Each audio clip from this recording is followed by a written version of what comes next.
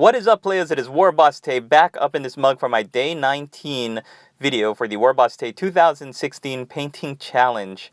And the first thing I'm going to show you is a shot right here of 3 of the uniforms worn by the Tampa Bay Buccaneers, the American football team, over the past 20 or so years. On the far right, you've got the original, I believe it was the original colors, it's that orange, or with white, a little spot color of red, and then more recently they've gone with a kind of darker red jersey with brown pants with the red stripe down the side, brown helmets. So, okay, why did I show you that? Because that is the color scheme I'm going for my Guild Ball team. It is a client request, and I am always looking forward to doing, whatever the client wants for these commissions. So when he said, I want to go with something different than the Mason's colors of the blue and gray, and I want to go with this, I thought, all right, let's do it, and let's show you some pictures. The first character we're looking at is Hammer, the special character from the Season 2 of the Masons Guild, and the reason why I decided to paint him in the orange and white is the client requested for some characters to stand out, and I thought, well, what better way to make a special character like Hammer stand out than to give him the original, it's like a Throwback Thursdays kind of homage, and that is going to be the orange with the white leggings and the pantaloons. So that's kind of what I'm going for. These colors I used were Jokeiro orange for the armor, and then I highlighted up with, I believe it was Troll Slayer orange. Yeah, that's the brighter one, Troll Slayer orange, and then Fire Dragon bright for those final highlights. It makes this very beautiful orange color. These are only base coats. Again, you're only looking at base coats, and then I'm going to shade them, and I'm going to highlight them back up to make them pop even more. This is a War Master commission, which means that they are really going to look good when I'm done with them.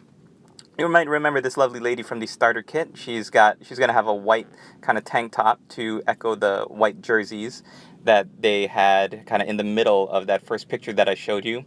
Very awesome pose, like she's kind of crouching back, like she's about to lunge forward, or like she's just coming out of a leap into kind of like a defensive pose. Very fun to paint, and just really, the Guild Ball miniatures are just sculpted so well because each one is a character, right? They're not mass-produced infantry troops. They've each got their own different looks and distinct styles. Like this guy here, he's going to have the red armor of the more current guys, and you can see the stripe down his pants there.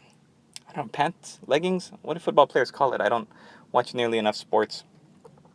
And for this girl, Honor, she's the team captain, and so a client request that I thought was really cool was to give her a little flash of that Masons Guild blue-gray color. So I decided to do that in her hair, give her a little streak of that blue, and I'm just testing out. I used the fang. I can't really tell. It almost looks like it's a highlight of the black, so I want to make it a little bit more blue. I'm going to add a little bit of Cantor Blue and Calidor Sky to highlight that up, so you can really tell that it is meant to be a streak of blue, kind of paying homage and as a reference to the original Masons Guild colors. Finally here, we've got the monkey. What's his name? Marbles? I don't remember what his name was.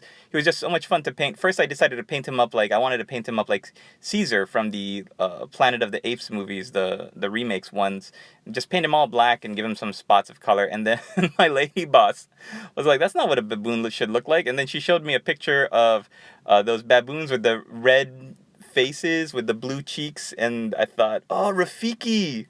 Like from The Lion King. And I thought, oh my gosh, that's perfect. So I did him up like Rafiki. Gave him some armor plates. He's got some straps holding those armor plates. So I decided to go again with the original orange and white colors for those. If you want to see how I painted this guy, I did a textorial. It's kind of like a tutorial.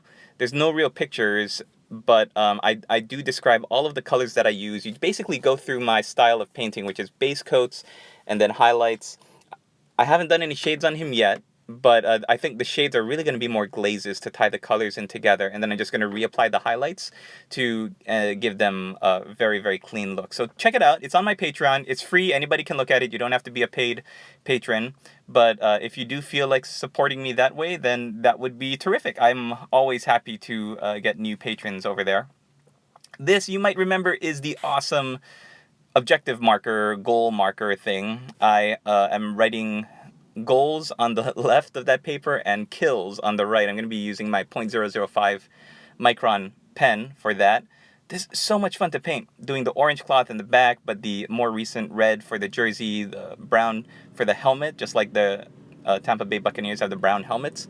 I just love painting this guy. It is so much fun. All right, you can follow the links down below to see my work on My Wargaming Life in the Google group. And yeah, join along if you still feel like jumping in. It's never too late. I really have August 1st as a cutoff date, but really, you know what? The challenge is whenever you feel in your heart you want to do it. So just do it, man, because I love being able to get back to the table. Hopefully, if I can inspire some of you to pick up a brush, get creative, do some things that are different and original, then that's all good. The last thing I want to talk about is the day 19 question of the day, which is, what is your favorite fantasy or science fiction movie? And this one I was mulling a lot for a very, very long time. You know, there's so many great ones out there. In the end, I decided to go with The Two Towers from the Lord of the Rings franchise.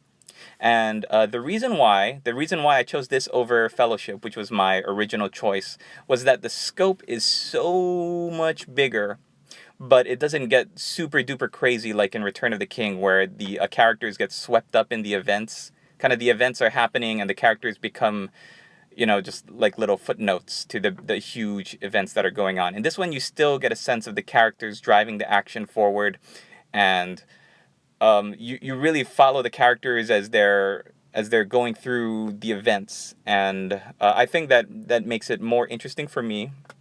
Fellowship, I love the characters, I love the Shire, I love seeing the adventure begin, and watching them go through the different adventures in their beginnings. But I think Two Towers was where you really see the small scale, like character driven storylines meet these huge conflicts, and of course culminating in the Battle of Helm's Deep there.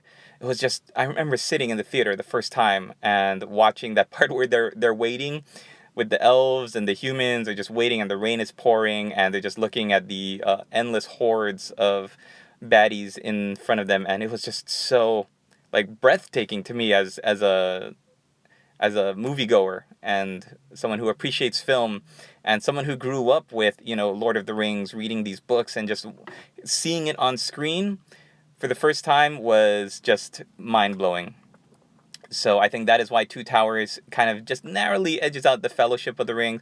I like Return of the King as well, but just, you know, I think the Fellowship and the Two Towers, anytime they're on TV, it makes me want to pull out my paintbrush and start painting some fantasy miniatures. I don't know why. And of course, we've got great performances all around. Christopher Lee as Saruman the White was just awesome. Gandalf, Ian McKellen. I don't know why I keep calling him McClellan.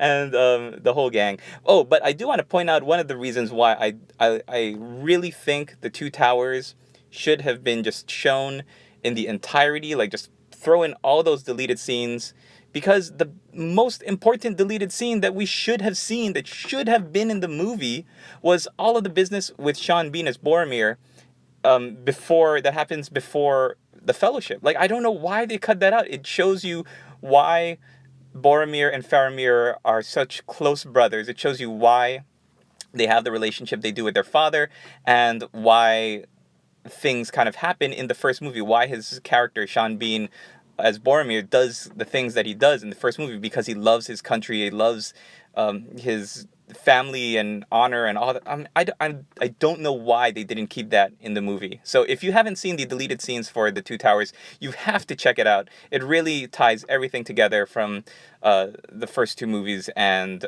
it makes you really grit your teeth and wonder like why they couldn't do it. Probably because of timing constraints in the studios, and said, Peter Jackson, you gotta cut something, there's too much in this movie. So they cut this part out. But man, it really, really does it for me. All right, thanks guys. We'll see you tomorrow for my day 20.